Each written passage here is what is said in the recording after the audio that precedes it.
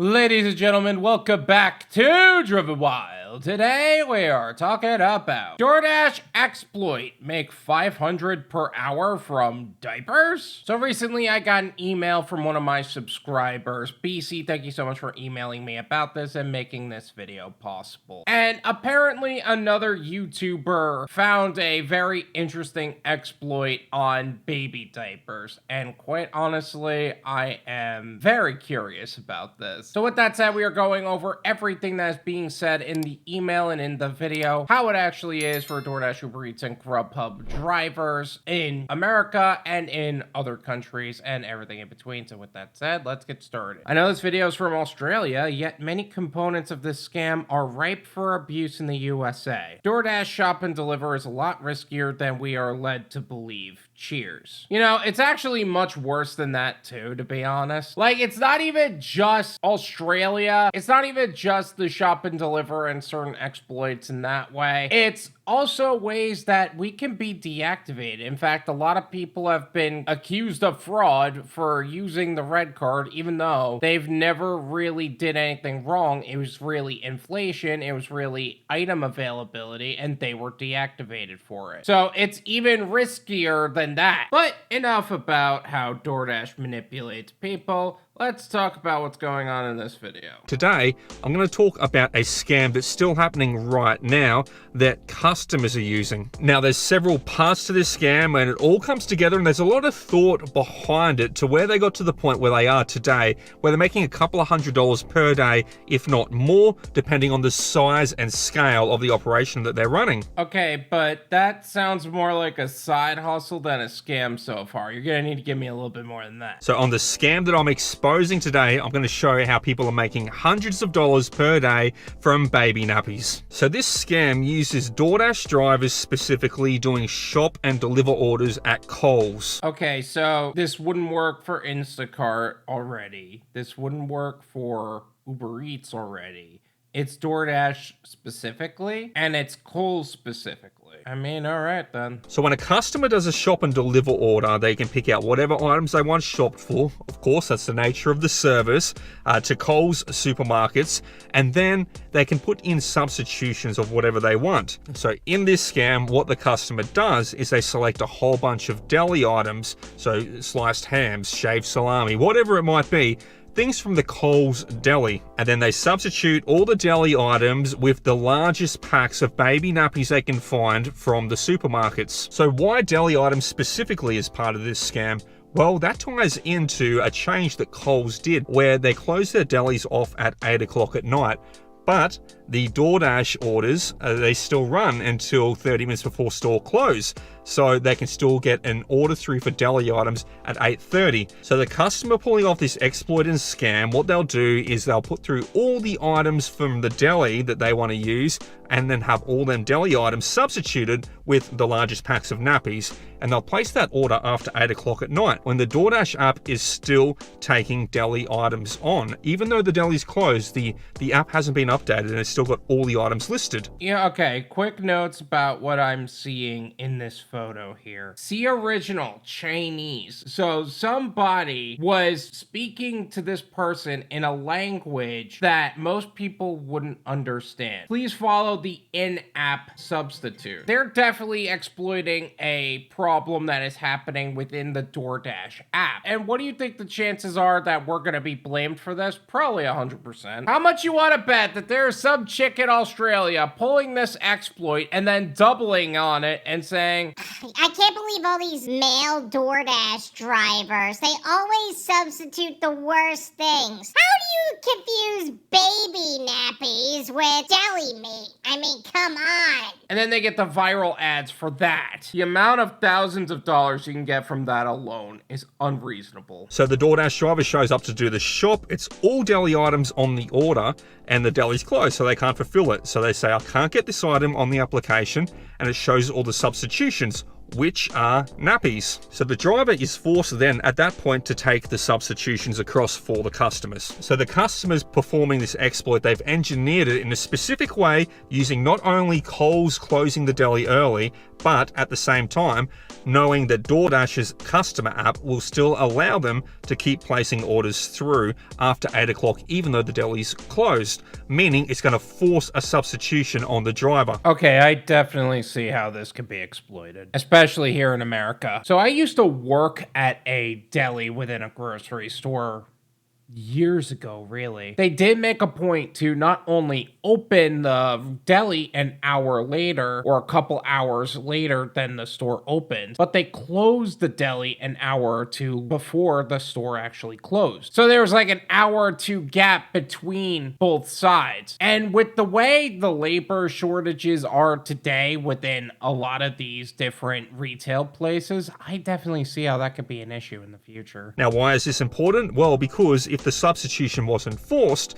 then the driver could go through and find the items and fulfill the order. But that closed deli and then being forced through to do substitutions means that the driver will naturally follow the workflow of the app to land straight across to all the nappies. Okay, but would that actually cost them more at the end of the day? Or would it cost them less? Is that why they're doing it? I just have so many questions and not enough answers for this. So let's get into the mechanics of how this exploit works. So when a customer places the order for all the deli items across on their DoorDash app, then it gets charged to their card on file. The dasher then goes and shops, but unfortunately, the items aren't available, so they're forced to do substitutions. Now, when the substitutions are put through on the DoorDash app, what happens is the red card, so the corporate card that DoorDash drivers use, the value that's approved on the transaction at the end moves up to meet the substitution value that the items all match up to. So it's now not just doing the small deli order.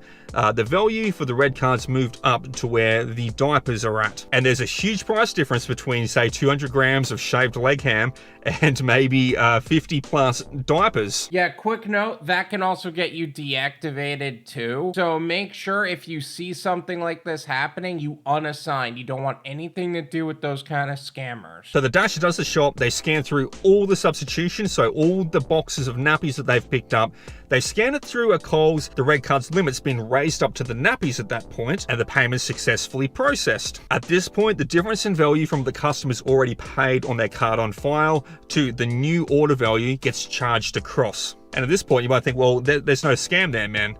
That's essentially just the customer's card is going to get charged that difference, and it's all going to balance out. And potentially getting called out for fraud for that reason as a DoorDash driver. Well, the exploit occurs because they know that after it's been paid for from the corporate red card, then the second charge occurs to adjust from their original payment to the new value. But what if the new value couldn't be charged to the card? So the people pulling this scam off, they're using prepaid Visa cards and MasterCards to place the DoorDash orders on customer accounts that they can just generate up as many times as they want. All you need is an email address to start a customer account, and then they can add a prepaid card on to that customer account to do the transactions. Now, just for an example's sake, say there was 4 substitutions triggered. So there was 50 plus bags of nappies on this order. So about $150 in value. And then they put through a $10 order on a bunch of shaved hams and stuff like that from the deli, and they used a $20 prepaid Visa gift card. So the initial charge for the hams goes through, right? Making sense? The dasher gets all the substitutions for the large bags of nappies. The company card adjusts up. All the nappies get scanned through and paid to Coles. And then when that extra, say $140 odd in value goes through to charge to the customer's prepaid card, the transaction fails. It's stuff like this that make me really sit back and think, damn, why isn't the company cracking down on scamming customers more than scammy drivers. Like, I know that there are some drivers that do some really shady things, but why are we talking about the shady things that customers do? And don't get it twisted, the company itself does a lot of shady things too, and those things make headline news. But the way that they almost avoid the overall repercussions of this, like, the worst that's gonna happen is that their account's gonna be deactivated, right? Like, law enforcement is not gonna really do much about that. Even if they do find you for it, they might get a civil violation, maybe. But who's really going to take the repercussions of this? The driver, because you know that the company's not going to be too thrilled about losing money and they're going to take it out on somebody, and they can't take it out on the customer other than just deactivating their account. The way they could do the driver, they're going to see that because they allowed a significant difference in cost to end up on them, they're going to deactivate the driver, even though they did nothing wrong. Now, they could just put limitations on the overall substitution options, like you can only work with certain departments. I know for Walmart Spark, recently I've been doing a lot of that. I tried to substitute hard-boiled eggs with hard-boiled eggs, but for some reason they weren't in the same department, so I couldn't make an even transfer. But that prevented fraud. And now I'm seeing that after watching this video. Sometimes you need an alternative perspective to see that, and this is part of it. Which then begs the question, is that why it's specifically DoorDash that needs to handle this? Does Instacart have those guardrails? Does UberEats have those guardrails? Like I said, Walmart Spark has those guardrails. DoorDash doesn't? Why not? Can we talk about that? But the Dasher isn't told this, and the Dasher doesn't know. They continue on with the delivery because they've made the payment. What happens on DoorDash's back end is they've got a failed payment, and then they'll rebatch that payment together, just like all other companies do, and reattempt it the next day. So on this hypothetical example of the numbers, a customer spent $20 and they've picked up $150 worth of diapers. Now, going back to my source where this happened to them, so they had the substitutions trigger and fire off. They replaced the nappy, so went through. They went to complete the delivery. The delivery address was to a vacant block, and he was met at the vacant block on a hand-to-me order by a couple of people who had a car parked just up the road. They came out of the car to the vacant block. They were the customer on the order, and they collected all the nappies and then threw it in the boot of their car, and he drove off. Yeah, that's not shady as hell. Like, if I ended up in this abandoned parking lot and some guys just popped out of the car, I would not leave my car until I was 100% sure that I was going to be safe from it. Like, this is only building the case of why we should be having some pew-pews on hand, because clearly that's not safe. They went to a safe location not too far away to observe because they thought it was a little bit weird. They just wanted to check a few things on their app to make sure the order was all good. Okay, safe location. All right. And as they were doing them checks, they saw another driver come, and then another driver after that, all doing the same thing. So this group of people in this car were collecting DoorDash order after DoorDash order of diapers. So we're not talking 1 or 2 bags, guys. We're talking like a dozen, maybe 2 dozen across in the space of an hour. That has got to be a huge price gap, though, if they're doing it like that. Hold on. $53 on Amazon, $45 at Target. Wow, okay. I understand why you're doing it now. Jesus Christ. Like, I'm not trying to say that what these people are doing is right, but damn, talk about a hustle. They're using the exploit that they can still order deli items and place their own substitutions through, and then the further exploit through of using prepaid cards, knowing that the prepaid card's going to fail after it's already been paid at Coles through the corporate red card. And what happens to these customer accounts when the second transaction tries to go through the next day? Well, the account's flagged. The account's probably deactivated and kicked off the platform. But they can just make another one. One email address, 5 minutes later, they got another customer account with a new prepaid card being used. Yeah, that's why I'm a little annoyed that there's not more repercussions towards customers. But there's always repercussions towards dashers. And they're not using their real address, guys. They're using a vacant block of land where no one lives. And they're meeting the drivers there and collecting them. So I guess the question is, how are they making money here? What are they doing with the nappies? Well, they're selling them on Facebook Marketplace. The nappies retail at $39 each at Kohl's, and they're selling them on Facebook Marketplace for $25 each. And that's cash, baby. Wow, okay, there is a hustle there. Look, I'm not condoning what they're doing with these diapers, but the ingenuity is pretty amazing, to be honest. So essentially, guys, these people are trading a $20 prepaid gift card for $150 plus in diapers, and they just go over and over again. And they're doing multiple per night. Realistically, guys, one car could get several dashes coming through and be doing several bags of nappies across. They could pick up a couple of $100 worth of nappies in the space of 1 hour. So for 1 hour a day, they're making a couple of $100, and they just got to list it up on Facebook Marketplace, sell it off for cash. Now here's the other question for that, right? That whole vacant lot that they had. At what period of time does DoorDash flag the vacant lot too? Like, you can't just assume that they're only doing this with customer locations. And what's gonna happen if that vacant lot actually becomes something? What, they're gonna block the whole area? This could theoretically work for not just diapers. I have seen it in the past when people used to do this with batteries, because batteries were really expensive items. Luckily, they can't actually use it to buy gift cards. Otherwise, that would just become a spiraling Ponzi. It'd be out of control with it. You know, it would be pretty messed up if you could just use it on gift cards. Thankfully, you can't. But overall, I am sure that there are a bunch of different items that you could use it on. Like childcare for in general. Like, I feel like you could basically buy out the baby aisle, and that would end up making you a profit at the end of the day. It's not surprising that you can make more money on Facebook Marketplace with that. This is my opinion. It's worth what you pay for it. None of you pay me.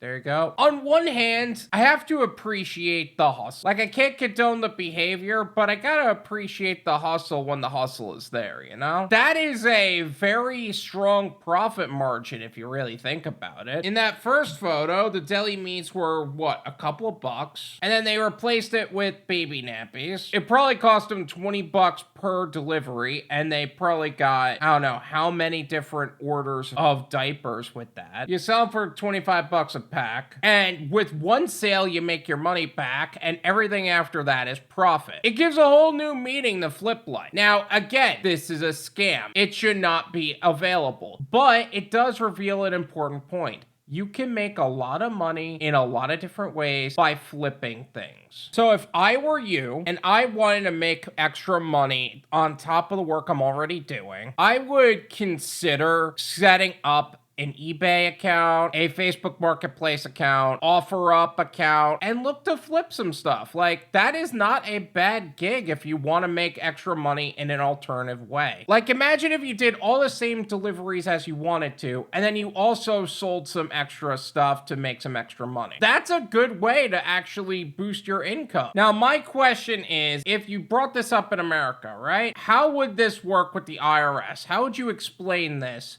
to the IRS? Because I'll tell you what, if you're not showing expenses and you're only showing profits, you're gonna be paying taxes on there somehow. And I'm sure that they're gonna have a ton of questions on that. Not to mention, they actually made a thing where you have to report illegal income, and I'm like, really? Even though there's no way you would want to report that? All in all, I would eat the meat and spit out the bones here. If you can make extra money by selling some extra stuff, going to garage sales and flipping items, etc., go for it. Because at least that way you're making extra money like that as well. Thank you so much for watching. I really appreciate it. As always, make sure to hit the like button, subscribe if you're new, and I'll see you guys next time.